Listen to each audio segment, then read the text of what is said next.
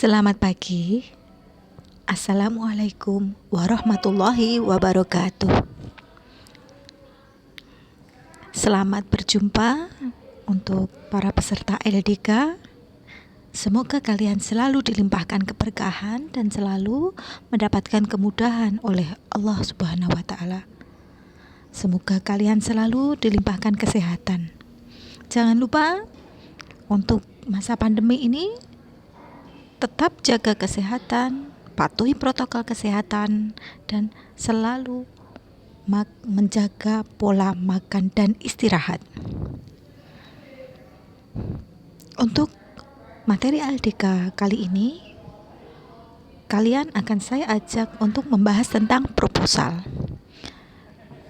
Sebagian dari kalian pasti sudah pernah mendengar kata proposal.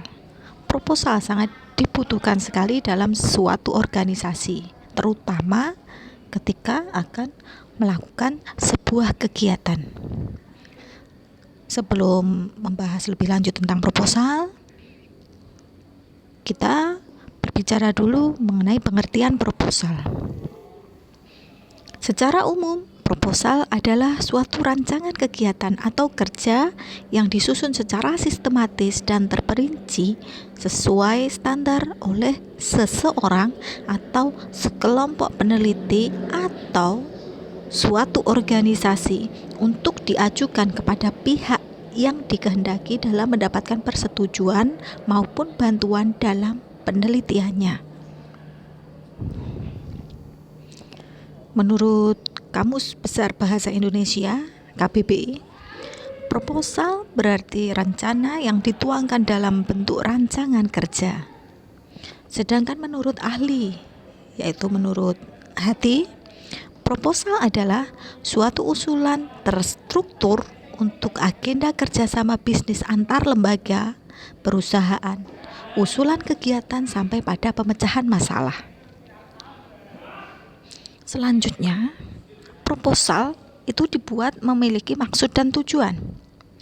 Maksud dari sebuah proposal yaitu untuk menjelaskan rencana dan tujuan suatu kegiatan kepada para pembaca sehingga mereka mendapatkan pemahaman tentang tujuan kegiatan tersebut secara lebih jelas dan detail. Sedangkan tujuan proposal yaitu untuk mendapatkan bantuan dana, untuk mendapatkan dukungan, untuk mendapatkan perizinan, juga untuk mengajukan sebuah ide. Hal-hal yang harus diperhatikan dalam membuat proposal. Penyusunan proposal hendaknya menunjuk orang atau beberapa orang yang ahli dalam menyusun proposal. Sebaiknya yang memiliki keterkaitan dengan kegiatan yang diselenggarakan. Penyusunan proposal mempersiapkan bahan-bahan dan informasi yang diperlukan, yaitu berupa bahan hasil kesepakatan seluruh panitia. Kemudian menyusun draft proposal dengan sistematis, menarik, dan realistis. Dilanjutkan, proposal dibicarakan dalam forum musyawarah untuk dibahas, direvisi, dan disetujui, yaitu draft yang tadi sudah dibuat, kemudian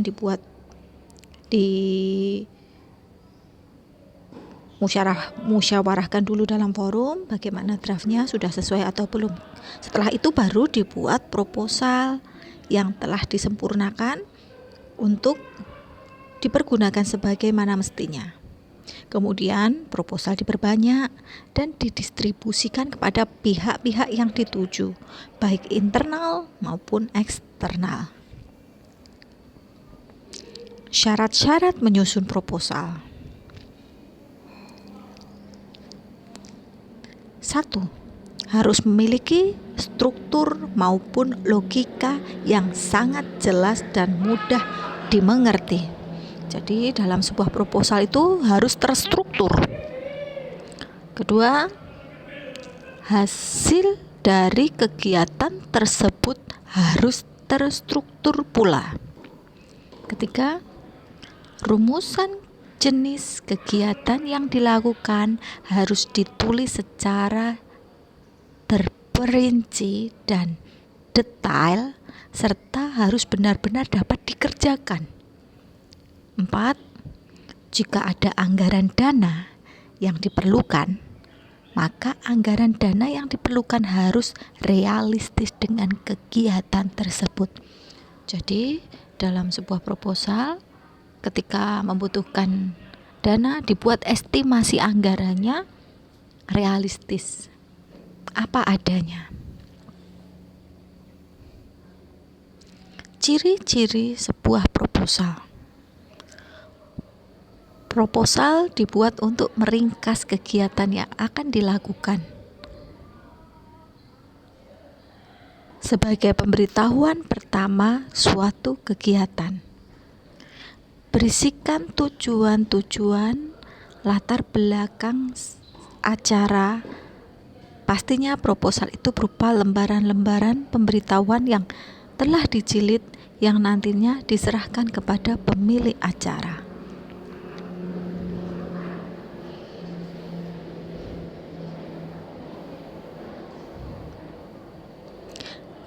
Proposal memiliki jenis-jenis sesuai kegunaannya. Jenis-jenis proposal. 1. Proposal kegiatan. Proposal jenis ini sering digunakan di lingkungan masyarakat karena merupakan proposal untuk mengajukan suatu rencana kegiatan, baik itu kegiatan individu maupun kegiatan kelompok.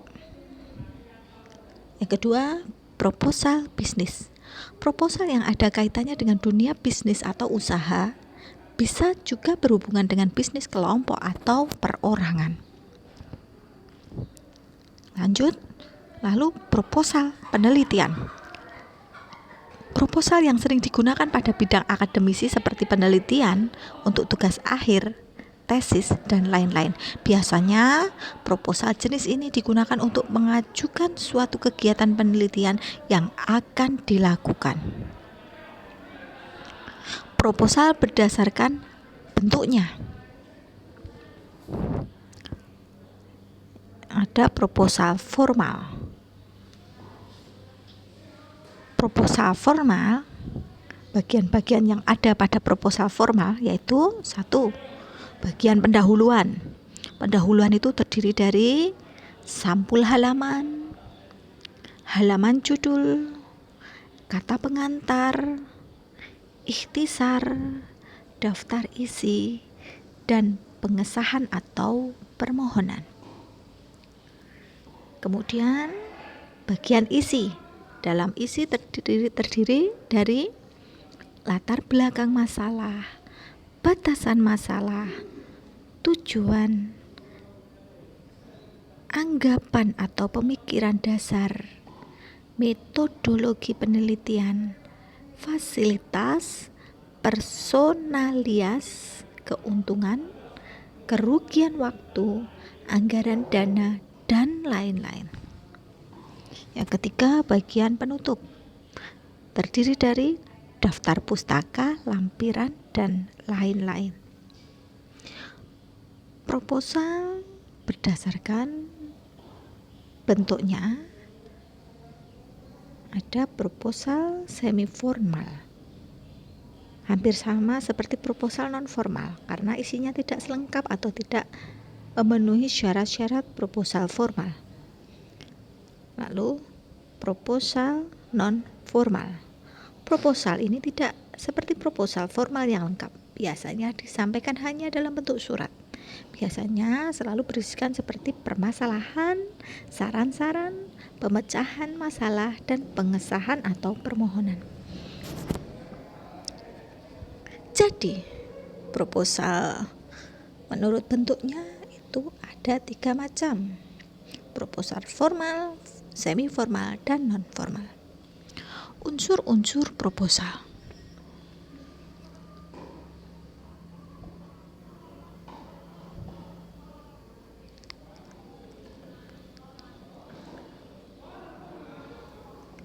Unsur-unsur proposal itu ada latar belakang masalah. Unsur ini dikemukakan kesenjangan antara harapan dan kenyataan, baik itu kesenjangan teorik maupun kesenjangan praktis yang melatar belakangi masalah. Kemudian unsur yang kedua yaitu tujuan penelitian. Dalam hal ini diungkapkan sasaran atau tujuan yang akan dicapai. Kemudian hipotesis diajukan berupa jawaban sementara masalah penelitian agar hubungan antara masalah dan jawaban yang lebih jelas. Kemudian ruang lingkup, kajian pustaka, definisi operasional, asumsi penelitian, bisa dibaca sendiri ya nanti, manfaat penelitian, rumusan masalah.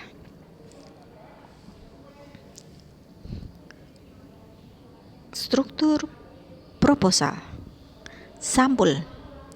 Proposal kegiatan mesti punya sampul memakai logo kegiatan atau memakai logo organisasi. Di sampul tersebut ditulis nama kegiatan yang akan dilaksanakan, di bagian bawah ditulis instansi pelaksana kegiatan. Latar belakang. Dalam menulis latar belakang mesti diketahui tidak serta-merta latar belakang itu ditulis, tetapi latar belakang diawali ke perihal yang berupa umum ke perihal yang berupa khusus.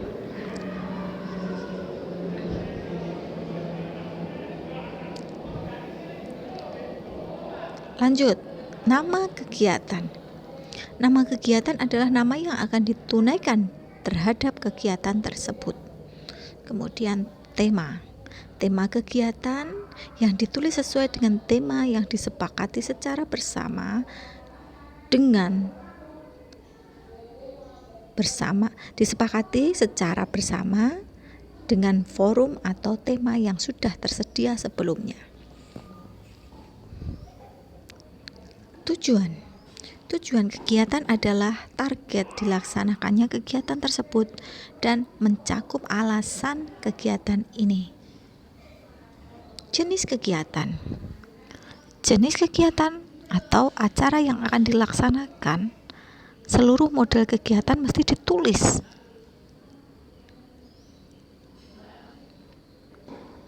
Instansi akan memandang banyaknya kegiatan direncanakan. Setiap kegiatan mesti dijelaskan maksud dan tujuannya.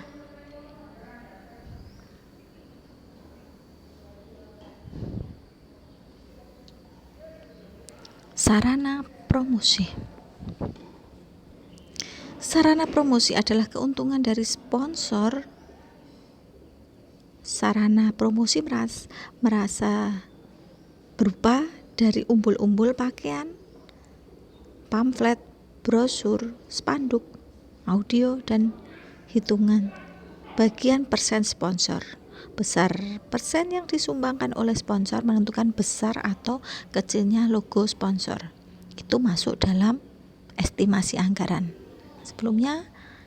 Sebelum kita sebutkan pada sarana promosi, kita harus tahu dulu itu masuk pada estimasi anggaran.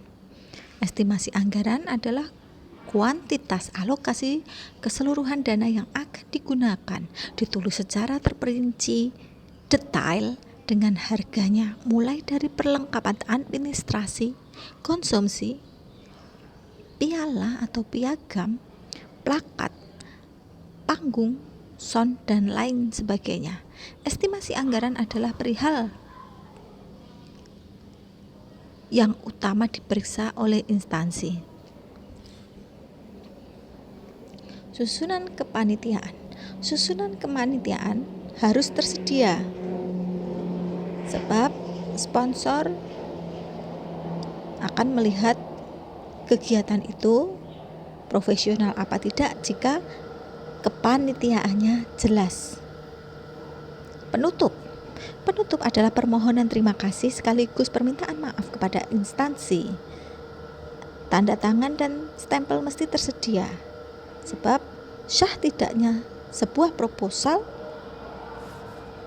bisa dilihat dengan ada tidaknya tanda tangan dan stempel tersebut, juga kebenaran tanda tangan dan stempel tersebut. Sistematika penulisan proposal.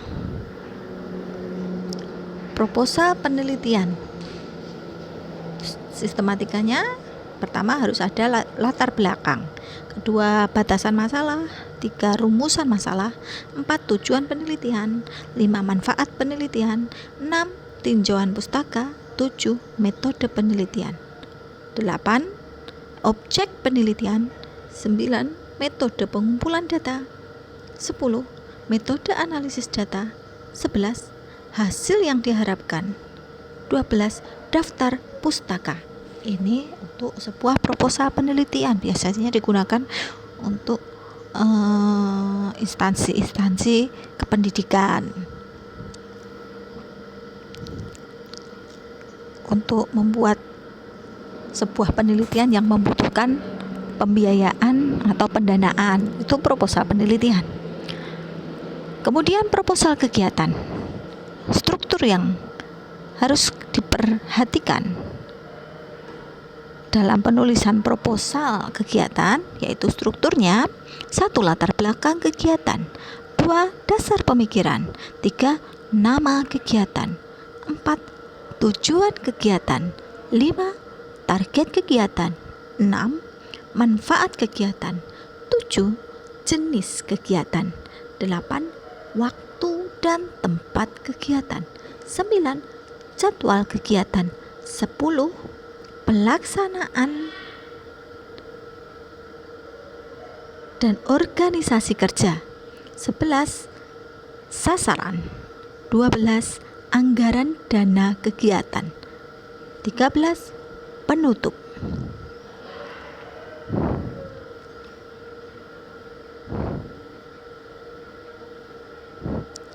Itu pembahasan tentang proposal. Dalam membuat proposal, karena kalian anak OSIS dan mungkin ada sebagian dari kalian ada yang dari KIR, kalian harus bisa membuat sebuah proposal. Anak KIR harus bisa membuat proposal berupa proposal penelitian, sedangkan kalian anak OSIS yang akan melakukan kegiatan harus bisa membuat sebuah proposal kegiatan. Selanjutnya, itu tadi proposal dibuat sebelum kalian melakukan sebuah kegiatan. Sedangkan nanti setelah kalian melakukan sebuah kegiatan dan kegiatan itu selesai, maka kalian dituntut untuk membuat laporan kegiatan atau disebut LPC. Begitu selanjutnya untuk pembicaraan lebih lanjut. Saya harap kalian bisa mencari contoh sebuah proposal, kemudian membuat satu proposal kegiatan untuk kegiatan kelas meeting. Terima kasih. Selamat siang. Wassalamualaikum warahmatullahi wabarakatuh.